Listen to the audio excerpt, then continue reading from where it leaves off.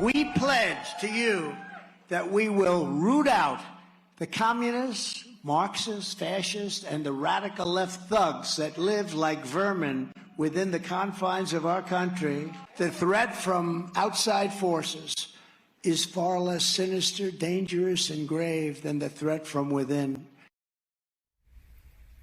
Donald Trump echoing the words of 20th century authoritarians at a rally earlier this month. Joining us now, NBC News national affairs analyst John Heilemann, special correspondent at Vanity Fair and the host of the Fast Politics podcast, Mahjong Fast, and political correspondent at the New York Times, Michael Seebender, for his latest piece. He wrote about Trump's tilt toward authoritarianism and the concern it's causing among historians and much of the American public. I would see it as a tilt, Joe, or completely running straight into it.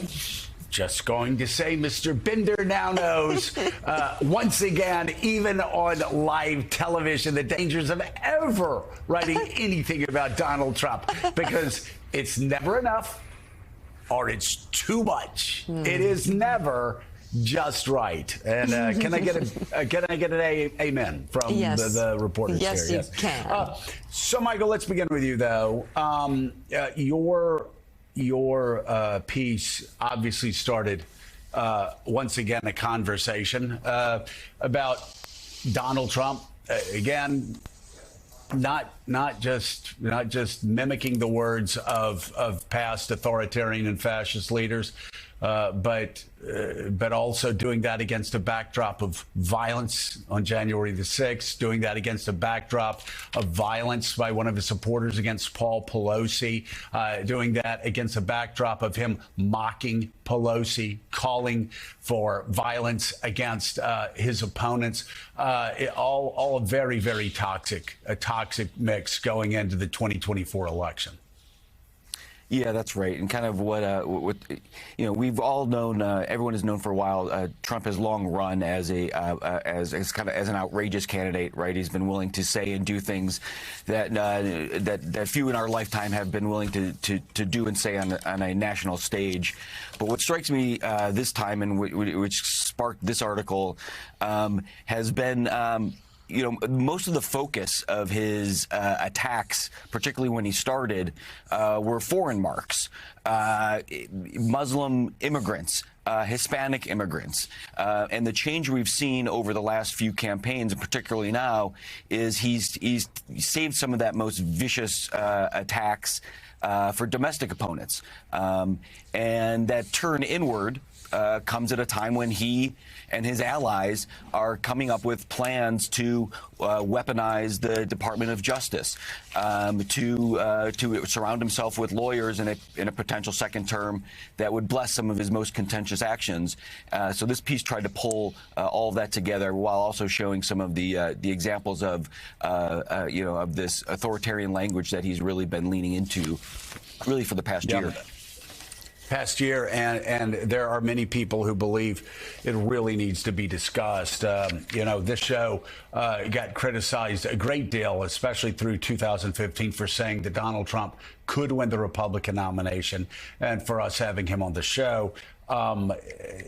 There has also, of course, been great criticism of other networks that have allowed him to have town hall meetings, and it's interesting. I'm saying this is leading up to an interesting conundrum, John Heilemann. New York Times today, Democrats want Trump plastered all over the news. If things have changed, let me read from it very briefly here and have you respond. 3 years later, after Trump left the White House, Mr. Biden's re-election campaign and Democratic officials across the party spectrum have landed on a new solution instead of ignoring Donald Trump. More Trump. Criticizing the news media for giving Mr. Trump a platform is out. quietly pining for major networks again to broadcast live coverage of Trump campaign rallies is in. Behind the improbable longing for the former president to gobble up political oxygen again is Democrats' year-long dependence on Trump's outrage machine. Since his ascent, and oh my God, is this not true? Mr. Trump has been a one-man Democratic turnout operation, uniting an otherwise fractured opposition and fueling victories in 3 straight election cycles, reports Reed Epstein. John, we had a National Review had a line that I thought summarized it succinctly. When Americans are talking about Joe Biden, Republicans win. When Americans are talking about Donald Trump, Democrats win. And Democrats want America talking about Donald Trump now more than ever.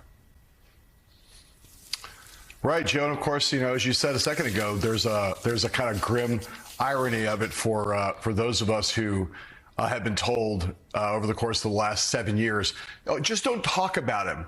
Don't talk about him. He'll go away.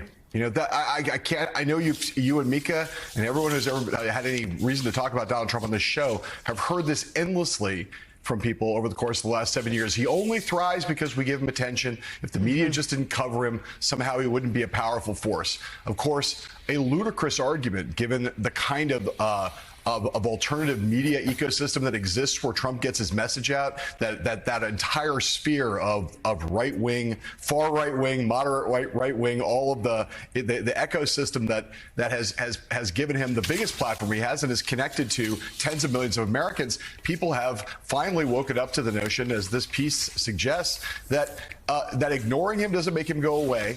And to Mike Bender's, the important point of Mike Bender's piece, which is that the Democrats understand now that they need to break through a kind of torpor among a lot of potential and past Trump, people who voted against Donald Trump, people who voted for Democrats, who now assume somehow Trump will not be the nominee. They're not focused on the election. He won't eventually get there.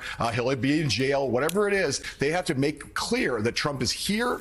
He's almost certainly going to be here to stay at least until next November. And that, as Bender's piece shows, his rhetoric is amazingly getting worse, more dangerous, more inciting, more insightful. I say insightful, not insightful as in full of insight, but that all of that's getting worse and that voters need to understand as early as possible the stakes of the election, or Democrats are going to be in trouble a year from now. And Mika, by the way, for those waking up this morning asking what is Morning Joe's word of the day, it's sort of our version of Wordle. Yeah. Torpor. By John Heilman has brought it to the table, and we are most grateful that he has. Right. A state of what? A state of mental inactivity? Would that be torpor? And lethargy, and slothfulness, laziness, lack of acute understanding and focus. Sure. Okay. Well, thank you for that. I mean, this is my word actually for life. I love it. Go ahead, Mika. It's his What's motto. next? Molly John Fast. Yeah. The option for Democrats here, it seems to me. I mean, there's always the issue. We don't want to go negative. We don't want to go ugly. When you're running against Donald Trump, just go real. Yeah. Just use what material Donald Trump has provided and put it in proper context and give people information about what will be happening if he gets another term. I think that would be enough, and I think Democrats need to pound away at the dangers of Donald Trump using Donald Trump's own words against him and actions. Oh, no question. And I think that, look, there's a vacuum when mainstream media does not cover a subject. There becomes a vacuum, and Trump and his people get into social media and they spread stuff. And if there isn't a fair amount of debunking, you will see these lies go again and again and again. And talk about spreading. You can also cover the mini Trumps, Tommy Tuberville, right. The new Speaker of the House. They're all mini Trumps, all Republicans caught in a cult that, honestly, Republicans that you know in your life, right. You can't recognize these Republicans. This is all out there, and it's accurate information that can be used against him that Trump has amassed over the course of 4 to 8 years, and he has given the Democrats on a silver platter. Take it and run with it. And I think that the White House is seeing more and more that they need to fill the vacuum, that they need to push back, that they need to they were aggressively boring, and it worked for a long time. But the problem is they weren't able to claim their accomplishments if they were aggressively boring, and they weren't able to really shift the narrative. And now they really need to do that. They need to claim, they did inflation reduction. They need to claim that victory. There are a lot of victories. Right now inflation is going down. Right. They should claim that victory, and they're going to have to be the ones to do it, and they're going to have to be the ones to fill that void. Well, Joe, they have a lot of material. They have a lot of material. The thing is, Donald Trump winning in 2016, we've always talked about the inside straight that he drew, but we haven't looked at how lucky he actually was that in the primary, his main opponent was Jeb Bush. In the general, it was Hillary Clinton. The Bush-Clinton family had been in the White House for 20 of 28 years at that point. It was hard not to blame every problem working class Americans had on the Clinton-Bush dominance. So he had that. But I say that to say, Jonathan Lemire, in 2016, the election really wasn't about Donald Trump. It was a referendum on Hillary Clinton. In 2020, the election wasn't about Joe Biden. It was a referendum on Donald Trump. And Joe Biden, again, was the one candidate that could lay low enough ideologically so Trump couldn't land a punch on him.